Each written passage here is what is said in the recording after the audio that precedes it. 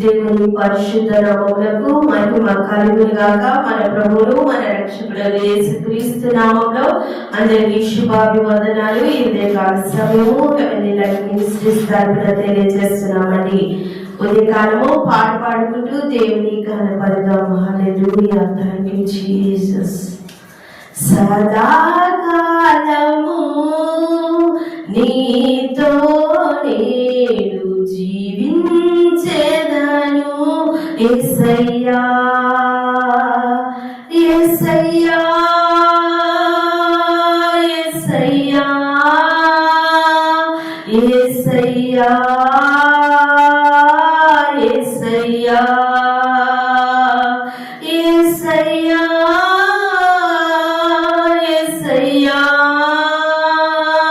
యేసయ్యా, యేసయ్యా. సదాకాలము నీతో నేను జీవించెదను యేసయ్యా. నీ వాత్సల్యమును నాపై చూపించి నీ సాక్షిగా నన్ను నిలిపావయ్యా. నీ వాత్సల్యమును నాపై చూపించి నీ సాక్షిగా నన్ను నిలిపావయ్యా. ఆశ్చర్య కార్యములు ఎన్నో చేసి నీ పాత్రగా నన్ను మలిచావయ్యా. ఆశ్చర్య కార్యములు ఎన్నో చేసి నీ పాత్రగా నన్ను మలిచావయ్యా. యేసయ్యా, యేసయ్యా, యేసయ్యా, యేసయ్యా, యేసయ్యా, యేసయ్యా, యేసయ్యా,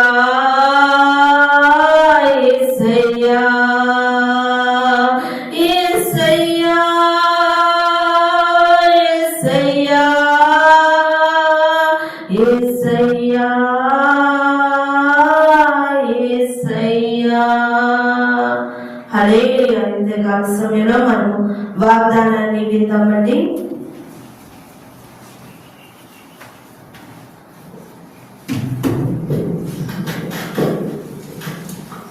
We praise the Lord.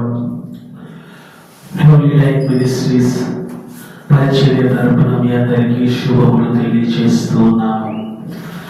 ఈ ఉదయకాలము దేవుని ప్రశస్తమైన సన్నిధిలో ఆయన వాక్యమును ధ్యానించుకున్నాం. దేవుడు మనకు అనుగ్రహించిన వాక్యము, వాగ్దానము ఆదికాండము 28వ అధ్యాయము 15వ వచనము. ఇదిగో నేను నీకు తోడై ఉండి నీవు వెళ్ళు ప్రతి స్థలమందు నిన్ను కాపాడుచు ఈ దేశమునకు నిన్ను మరలా రప్పించెదను. నేను నీతో చెప్పినది నెరవేర్చు వరకు నిన్ను విడువనని చెప్పగా. ఆమేన్. హల్లెలూయా. ఈ మాట ఎవరితో చెప్తున్నారో మనకి ఈజీగా అర్థం చేసుకోగలుగుతాం. ఎందుకంటే 28వ అధ్యాయము ఆదికాండము అనగానే ఒక వ్యక్తి మనకి జ్ఞాపకం వస్తాడు. ఆ వ్యక్తి యాకోబు. హల్లెలూయా. జేకబ్. మనము పాత నిబంధనలో యాకోబుని ఇంగ్లీష్లో జేకబ్ అన్నారు. అదే నూతన నిబంధనలో యాకోబుని జేమ్స్ అన్నారు. హల్లెలూయా. పాత నిబంధన రాయబడిందేమో హీబ్రూ భాషలో. హీబ్రూ భాషలో యాకోబుకి అర్థము ఏంటి చెప్పండి? మోసపుచ్చువాడు. హల్లెలూయా. చెప్పండి ఏంటి? లేకపోతే మడము పట్టేవాడు, లేకపోతే వెంబడించువాడు. హల్లెలూయా. అదే మన నూతన గ్రంథంలో అదే యాకోబుని జేమ్స్ ని మనము అర్థం తీసుకుంటే అనుసరించువాడు అని రాశారు. హల్లెలూయా. ఇప్పుడు మనము పాత నిబంధనలో ఉన్న యాకోబు గురించి ఆలోచిస్తున్నాం, లేకపోతే యాకోబు గురించి ధ్యానిస్తున్నాం. మనందరికీ తెలుసు యాకోబు తన అన్నను మోసం చేశాడు అని అందరం అనుకుంటాం. కానీ వాస్తవంగా మనం గమనించామనుకోండి, యాకోబు వాళ్ళ అన్నని మోసం చేయాల.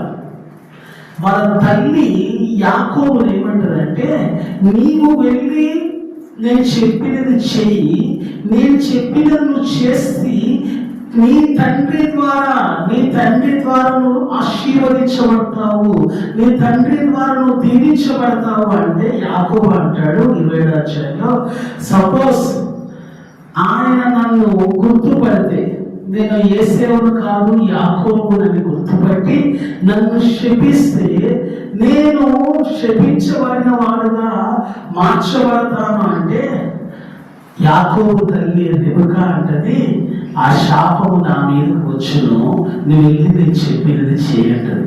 ఇప్పుడు తల్లి చెప్పిన మాటకు లోబడి అతను మాంసమును తీసుకొని, ఆహారాన్ని తీసుకొని తన తండ్రి ఇస్సాకు దగ్గరకు వెళ్ళి ఆహారాన్ని వడ్డించి, ఆహారం వడ్డించిన తర్వాత ఇస్సాకు ద్వారా దీవెనలు పొందుకొని ఆశీర్వాదాలు పొందుకున్నాడు.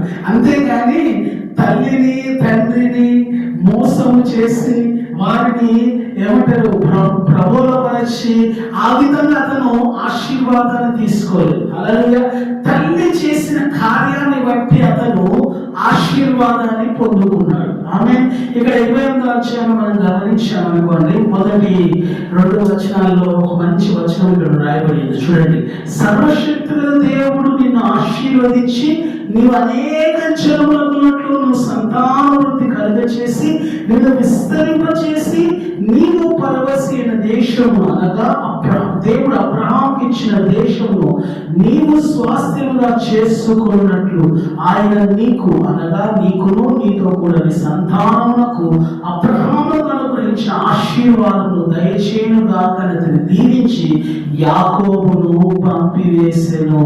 ఆమేన్. ఈ పని తల్లి ఒక్కతే చేయలేదు, తల్లి తండ్రి అంటే ఇస్సాకు రెబెకా కలిసి చేశారు. హల్లెలూయా. ఇస్సాకు తర్వాత గ్రహించాడు, తన భార్య చేసిన ఆ పనిని ఇస్సాకు తర్వాత గ్రహించి ఇస్సాకు యాకోబును ఆశీర్వదించి పంపిస్తున్నాడు. మొదటిసారి ఏమో తన బాధ్యతగా ఆశీర్వదించాడు, రెండవసారి ఏమో దేవుని ఆత్మ చేత ఆశీర్వదించాడు. తండ్రిగా ఆశీర్వదించిందేమో విందు చేసినప్పుడు, తను హారాలను పంపించేటప్పుడు దేవుని ఆత్మ ద్వారా ఆశీర్వదించాడు. ఆమె అతను బెర్షెబా నుండి హారానుకు ప్రయాణం అవుతున్నాడు. ఇక్కడి నుంచి బెర్షెబా నుండి హారానికి ఎంత దూరము? దగ్గర 1000 కిలోమీటర్లు అంట. ఎన్ని కిలోమీటర్లు? 1000 కిలోమీటర్లు. అంటే అతను ఆ కాలంలో దేని మీద వెళ్ళేవాడు? గాడిదల మీద కానీ ఒంటెల మీద కానీ వెళ్ళేవారు. కనీసం రోజు ఒక 5 కిలోమీటర్లు వెళ్ళినా అతను ఆ ప్రాంతానికి చేరాలి అంటే కనీసం 20 రోజుల నుంచి 25 రోజులు పట్టేది. హల్లెలూయా. అతను ప్రయాణమే వెళ్తూ ఉన్నప్పుడు అతను మార్గమధ్యంలో ఒక రాత్రి వేళ ఒక ప్రాంతంలో అతను నుజ్జు అనే ప్రాంతంలో నిద్రకు సమీపించినప్పుడు, చెప్పండి, నిద్ర పోవాలనుకుంటున్నప్పుడు జరిగిన సన్నివేశాన్ని మనము ధ్యానిస్తూ ఉన్నాం. చూడండి, 12వ వచనం ఇక్కడ రాయబడి ఉంది. ఏమని రాయబడింది? అప్పుడు అతను కలను కనెను. హల్లెలూయా. ఏంటంట? ఆ రాత్రి వేళ ఒక రాయిని తీసుకొని తలగడ చేసుకొని నిద్రపోతూ ఉన్నాడు. తనకు తెలియని ప్రాంతం, అతను ఎప్పుడు నివసించని ప్రాంతం, అతను ఎప్పుడు అక్కడ వెళ్ళని ప్రాంతంలో మొదటిసారి వెళ్ళాడు. ఆ రాత్రి వేళ అక్కడ పరుండి ఉన్నాడు. అక్కడ రాత్రి వేళ అతను కల కని ఉన్నాడు. ఆమె మనం కూడా కొత్త స్థలాలకు వెళ్తూ ఉంటాం, కొత్త ప్రాంతాల్లో ఉంటాం, మనం కూడా కళలు వస్తూ ఉంటాయి. కానీ ఇలాంటి కళలు రావు. హల్లెలూయా. ఇతనికి వచ్చిన కళ చాలా ప్రత్యేకమైనది. దేవుడు దర్శించిన, దేవుడు అతన్ని ప్రత్యక్షపరచుకున్నది. దేవుడు అతనితో మాట్లాడిన కళ. హల్లెలూయా. ఒక రాత్రి వేళ తనకు తెలియని ప్రాంతంలో, తెలియని స్థలములో దేవుడు అతన్ని దర్శిస్తూ ఉన్నాడు. హల్లెలూయా. మనకు కూడా దేవుడు మనతో అలా మాట్లాడితే ఎంతో బాగుంటుంది. మనం ఆ విధంగా దేవుడు ఎన్కౌంటర్ చేస్తే బాగుంటుంది అనుకుంటున్నాను. హల్లెలూయా. యాకోబుకి దేవుడి ద్వారా జరిగిన ఎన్కౌంటర్ అంటే ప్రత్యక్షత. దేవుడు తనకు తానుగా దేవుడు మాట్లాడి ఉన్నాడు. హల్లెలూయా. దేవుడు తనకు తానుగా దర్శిస్తూ ఉన్నాడు. తనకు తానుగా తన ఉద్దేశాన్ని, తన చిత్రాన్ని, తన తలంపును దేవుడు యాకోబుకి చూపిస్తూ చెప్తూ ఉన్నాడు ఇక్కడ. ఆమేన్. ఇప్పుడు మన జీవితాల్లో కూడా ఇలా జరగాలని కోరుకుందాం. ఆమేన్. ఇక్కడ జరిగిన సన్నివేశం చూస్తే అప్పుడు కలగన్నాడు, అందులో ఒక నిచ్చెన భూమి నిలవబడి ఉండేను, దాని మీద అది ఆకాశ కొలను అంటుచూ ఉండేను, దాని మీదుగా దూతలు ఎక్కుచూ దిగుచూ ఉన్నారు. దాని పైగా చాలా చాలా అద్భుతంగా రాశారు చూడండి. మరి యెహోవా దాని పైగా నిలిచి, అంటే ఆ నిచ్చెన పైగా నిలిచాడంట. నిచ్చెన ఎంతుంది? భూమి మీద నుంచి ఆకాశం అంతా, అంటే ఎంత పొడుగుందో ఎవరికి తెలియదు. అక్కడ నుంచి దేవుడు యాకోబుతో మాట్లాడుతున్నాడు. ఏమని? నేను నీ తండ్రి అబ్రహాము దేవుడను, ఆమేన్, ఇస్సాకు దేవుడను, నీవు పండుకున్న ఈ భూమి నీకును నీ సంతానములకు ఇచ్చేదను. ఆమేన్. అబ్రహాంకి ఏదైతే వాగ్దానం ఇచ్చాడో, ఇస్సాకుకి ఏదైతే వాగ్దానం ఇచ్చాడో అదే వాగ్దానము యాకోబు కూడా అనుగ్రహించబడుతుంది. హల్లెలూయా. అటు తర్వాత ఇదే మాట దేవుడికి ఎవరితో చెప్పలేదు, కేవలం ఇదే మాట ముగ్గురితో చెప్పాడు. ఏమని? నీ తర్వాత నీ సంతానముకు ఈ భూమి ఇచ్చేదను అనే మాట. ఇక్కడ అంటున్నాడు చూడండి, నీ సంతానం భూమి మీద లెక్కకు ఇసుకు రేణు వలెను, నీవు పడవ తట్టును, తూర్పు తట్టును, ఉత్తర తట్టును, దక్షిణ తట్టును వ్యాపించదు. భూమి యొక్క వంశములన్నీ నీ మూలముగాను నీ సంతానం మూలముగాను ఆశీర్వదించబడును. ఆమేన్. హల్లెలూయా. అంటే నువ్వు ఈ తూర్పు వైపు చూసినా, ఎడమవైపు చూసినా, పడమటి వైపు చూసినా, దక్షిణం వైపు చూసినా, ఉత్తరం వైపు చూసినా, ఎటువైపు చూసినా నేనేం చేస్తాను? ఆశీర్వదిస్తాను. ఆమె ఆ భూమిని నీకు ఇస్తాను.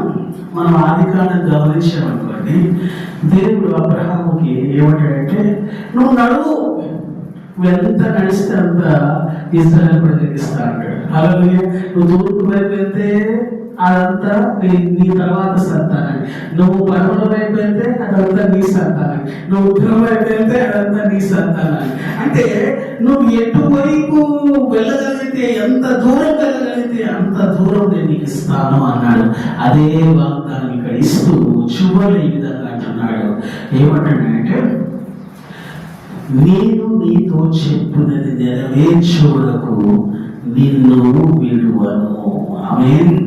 ఎన్ని మాటలు చెప్పాడు, ఎన్ని వాగ్దానాలు ఇచ్చాడు, కానీ చివరి అంటున్నాడు, నేను నీతో చెప్పున్నది నెరవేర్చే వరకు నిన్ను విడువను. ఆమేన్.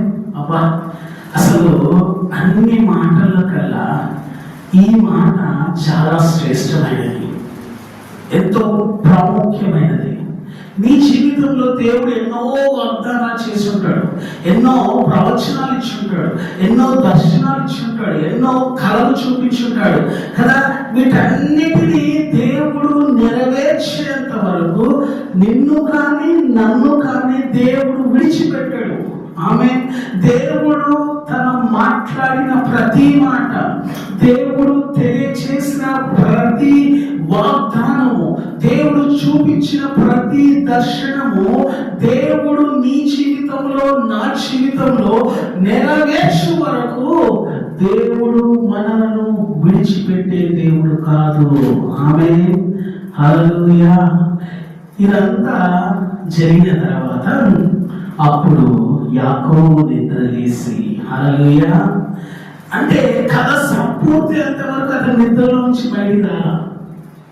మనకు తెలుసు, ఆదాము గాఢ నిద్ర కలుగ చేసి దేవుడు ఆదాములో నుండి ఎముకలు, ఆ ఎముకల ద్వారా అవ్వను తయారు చేసి అవ్వను నిర్మించి అటు తర్వాత ఆదాము నిద్ర లేపి ఆదాము దగ్గరికి అవ్వను తీసుకొచ్చినట్టు ఇక్కడ యాకోబును కూడా కళ సంపూర్తి అయ్యేంత వరకు నిద్రలోంచి మెలకు రానియకుండా కళ సంపూర్తి అయిపోయిన తర్వాత నిద్రలోంచి మెలకు వచ్చి గడిచిన 2 దినాల క్రితము నాకు కూడా ఒక కళ వచ్చింది. ఆ కళ అంతా అయిపోయిన నిద్ర వెలుగురా కళ అయిపోయిన వెంటనే వెలుగు వచ్చింది. నాకు అప్పుడు అర్థం కాల, ఏది కళ అయిపోగా నిద్ర వచ్చింది అనుకున్నాను. కానీ ఈ వాక్యం చదివిన తర్వాత ఈ కళ అంతా అయిపోయిన వెలుగు వచ్చిందేమో అనుకున్నాను. ఈ వెలుగు వచ్చిన తర్వాత ఈ వాక్యం చదివితే ఓహో దేవుడు చూపించాల్సింది చూపించి చెప్పాల్సింది చెప్పి మాట్లాడాల్సింది మాట్లాడి అటు తర్వాత మేల్కొనుకుతాడు అంటే నిద్ర లేపుతాడు అనే విషయం గ్రహించాను. అలాగే ఇతను మెలకు వచ్చి అతను అంటున్నాడు, నిశ్చయముగా యెహోవా ఈ స్థలమందున్నాడు. ఆమేన్. ఏ స్థలం అది? ఏ స్థలం అంటూ దేవుడు ఉన్నాడు. నువ్వు ఎక్కడైతే దేవుడిని దర్శించాడో, ఎక్కడైతే దేవుడు నీతో మాట్లాడాడు, ఎక్కడైతే దేవుడు నీ జీవితాన్ని మార్చి ఉన్నాడు, అక్కడ దేవుడు ఉన్నాడు, నిశ్చయంగా ఉన్నాడు. ఆమేన్. ఇప్పుడు మనం ఈ వాక్యం ఎక్కడైతే వింటున్నామో, ఈ వాక్యం ఎక్కడైతే మనము ఎవరు తెలుసుకుంటున్నామో అక్కడ దేవుడు ఉన్నాడు. ఆమేన్. ఈ స్థలమందు దేవుడు నిశ్చయంగా ఉన్నాడు. హల్లెలూయా. ఏ స్థలమందు? దేవుడు ఎక్కడైతే మాట్లాడాడో అక్కడ దేవుడు నిశ్చయంగా ఉన్నాడు. హల్లెలూయా. అంటున్నాడు ఇక్కడ, ఈ స్థలం ఎంతో భయంకరము. ఏంటంట చెప్పండి, ఈ స్థలము ఎంతో భయంకరం. ఎందుకు? ఈ స్థలమందు యెహోవా దేవుడైన యెహోవా ఉన్నాడు కనుక. హల్లెలూయా. దేవుడు ఎక్కడ ఉంటే ఆ స్థలము భయంకరము.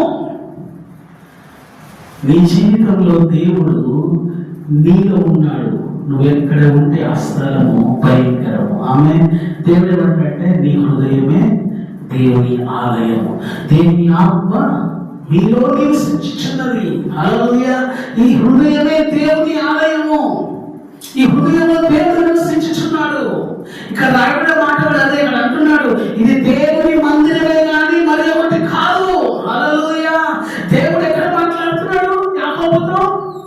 ఆయన మందిరంలో మాట్లాడుతున్నాడు, ఆయన ఇల్లులో మాట్లాడుతున్నాడు. హల్లెలూయా. ఆయన తెల్లవారు లేచాడట, దాని స్తంభంగా తలగడ చేసుకున్న రాయిని స్తంభంగా నిలబడేట, దాని మీద నూనె పోసాడంట. హల్లెలూయా.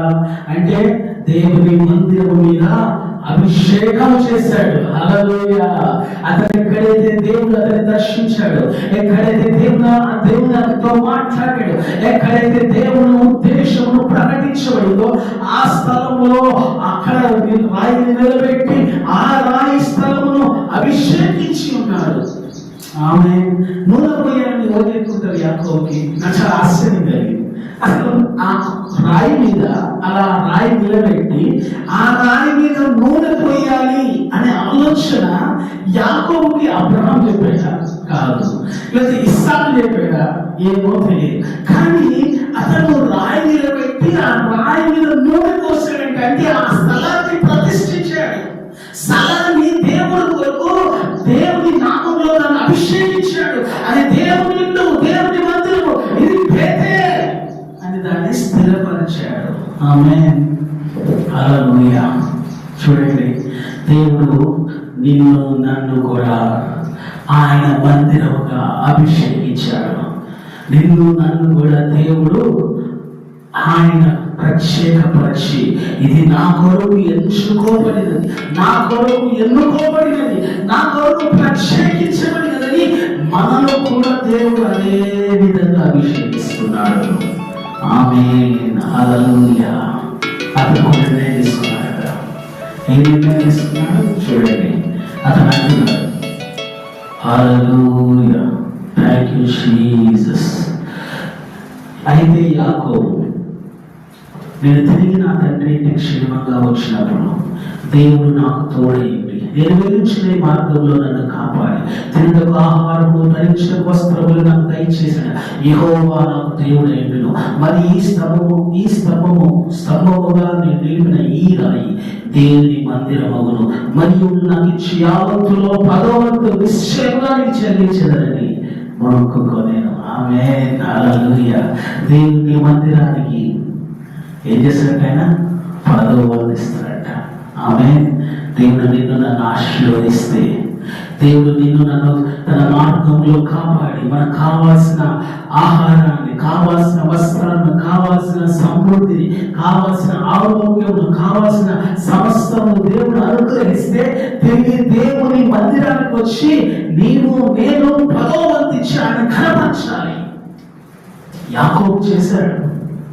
తన తండ్రి అయిన ఇస్సాకు చేసినట్టు, తన తండ్రి అయిన అబ్రహాము చేసినట్టు యాకోబు కూడా చేస్తూ ఉన్నాడు. దేవుని మాటలు మన జీవితంలో ఆశీర్వదించిన కాక ఆమె ప్రార్థన చేద్దాం.